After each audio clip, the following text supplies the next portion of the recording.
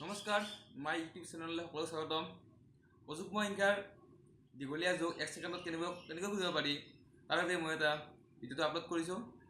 ভিডিঅ'টো ভাল পালে লাইক শ্বেয়াৰ ছাবস্ক্ৰাইব কৰিব। তেনেহ'লে ভিডিঅ'টো আৰম্ভ কৰিছোঁ।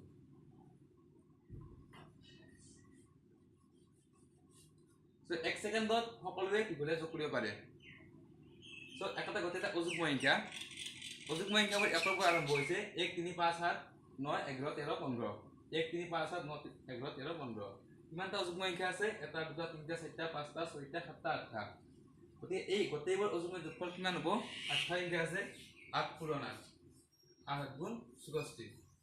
যদি অযুগ্ম সংখ্যা 1 পৰা আৰম্ভ হৈ থাকে, যিমান অযুগ্ম সংখ্যা নহওক কিয় আমি অযুগ্ম সংখ্যাবোৰ কিমান অযুগ্ম সংখ্যা আছে তাক সেই সংখ্যাটো সেই সংখ্যাটা পূৰণ কৰিলে আমি সংখ্যাৰ গোটেই অংকটোৰ যোগফল পোৱা যায়। আপোনালোকে আৰু এটা কৰি চাওক।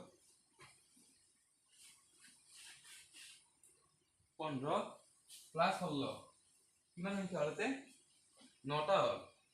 গতিকে গোটেইকেইটা অংকৰ যোগফল কিমান হ'ব? 9 পূৰণ 9 ইকুৱেল 81। যিমান সংখ্যা আছে সেই সংখ্যাবোৰক যিমানটা সংখ্যা আছে 9টা সংখ্যা আছে সেই 9 পুনৰ 9ৰে পূৰণ কৰিলে আমি অংকটোৰ যোগফল পোৱা যায় 81। তো অযুগ্ম সংখ্যাৰ যোগফল আমি এনেকৈ কৰিব পাৰোঁ। ইয়াৰ পিছত মই এটা যুগ্ম সংখ্যাৰ যোগফল কেনেকৈ কৰে তাৰ বাবে এটা ভিডিঅ' আপলোড কৰিছোঁ। আপোনালোকে সেইটো ভিডিঅ' চাব পাৰে।